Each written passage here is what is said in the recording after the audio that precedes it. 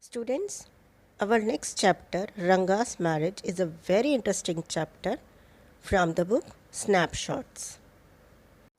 This story is full of many shades, twists, and turns, and more important is that you will be able to relate it because it is from our own country.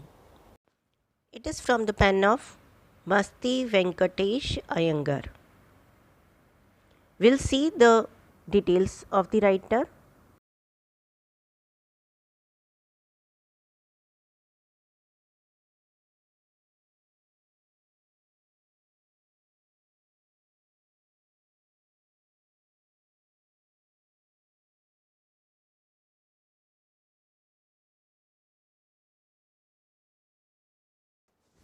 Now, the introduction of the story, in short, the background, how it is set up.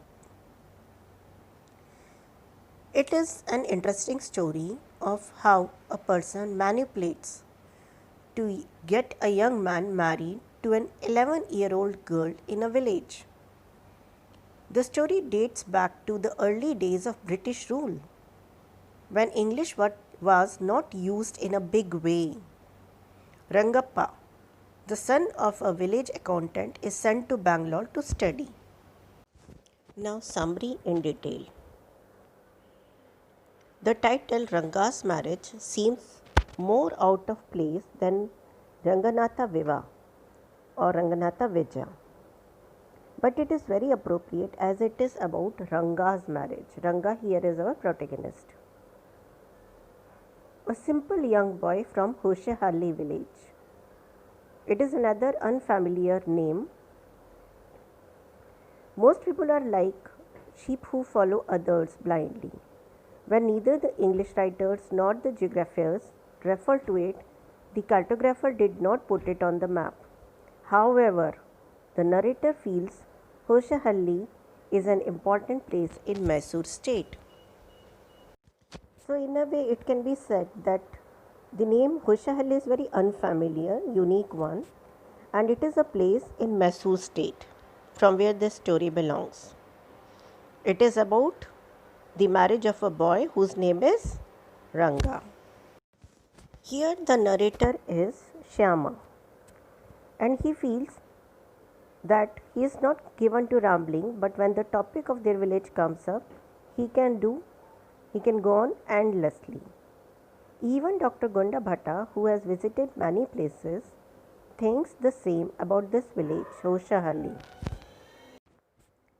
He feels that the raw mango trees in the village have an extra potency of sourness, that they can certainly give a terrible cough.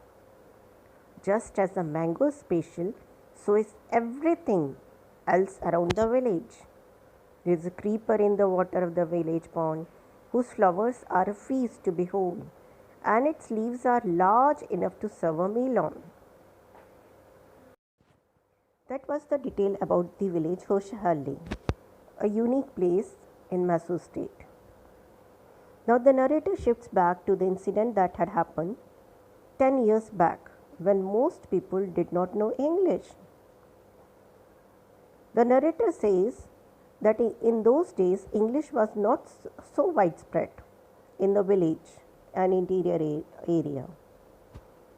The priceless commodity, the English language, and many of the people, they wanted to import a lot of English words into the language. So that was the time when in the whole village, the village accountant was the first person to send his son Rangappa, called Ranga, to Bangalore to study. It was a very difficult decision, yet he took. He sent his son to a different city to study out from the village. Now, people announced his coming and also went to have a look at him. As I told you, it was not common in those days to send one child out of the village for further study. So all the villagers now, they were very excited. They wanted to see this boy again when he returned to the village, that how he looked like, how he has changed. So they all went to his house and they all gathered around it. They waited for Ranga to come out. Even the narrator Shyama was there. All the people were curious to see Ranga. After 6 months he returned. And they were surprised also when they saw Ranga coming out of the house, and he was same. He didn't change. When the crowd realized that Ranga was still the same, they disappeared. But only the narrator stayed there. Now, one important point that shows that Ranga had the sense of his culture is that Ranga went near to him where the narrator was standing, and he bent down to touch his feet, for which the narrator blessed him, "Get married soon."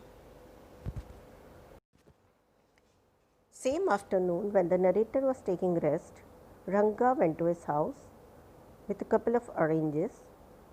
Now the narrator felt that he was a kind, thoughtful fellow person, Ranga, and it would be good to have him marry. So he indulged him in a talk, and he wanted to know about his thoughts about marriage. Ranga told him that he was in no hurry to get married. He would wait and find the right girl. He quoted the example of an officer who got married 6 months back when he was about 30 and his wife 25. He liked the idea of marrying a young girl, a mature one, who would understand him, who would be a better partner for him. Now, after listening to the thoughts or views of Ranga, the narrator was determined. He could see a good husband in Ranga. Now, he had taken the decision to get him married, in a way to arrange Ranga's marriage. Now, at the same time, in the same village, Rama Rao, he was one character, one person, and his niece Ratna had come to stay with him. She was from a big city, town. She knew how to play veena, harmonium. She was well versed in music. She had also a very sweet voice. Her parents had died, and her uncle had brought her home. Now, Shyama, the narrator, felt that the girl would be the best suitable bride for Ranga. Since the narrator visited Rama Rao's place often, Ratna was quite free with him. Very next morning, he went to their house and told Rama Rao's wife that he would send some buttermilk for them, and she should ask Ratna to fetch it. Now, in a way, you can say that was one plan going inside the mind of Shyama, the narrator. He had taken the decision that yes, Ratna is going to be the suitable match for Ranga. Now, this was the time when narrator had called Ranga. When Ranga entered in the room, he was just coming to the house where Ratna was there. In between, the narrator told Ratna to sing a song. When Ranga heard her singing this beautiful song, he was very much impressed. Even he stopped there for a few minutes. The moment he entered in the house, Ratna was conscious. She stopped singing and she went inside. The narrator had noticed that Ranga was watching Ratna. After Ratna went inside, Ranga asked who the girl was, but the narrator told him that it did not matter now because she was already married and Ranga had decided not to get married. When the narrator said that Ratna had got married a year back, Ranga was visibly disappointed. He was not happy. Next morning, the narrator went to their went to the Shastri or the priest house, astrologer, told him to keep everything ready, to read the stars, and also tutored him what to say. In a way, played one game.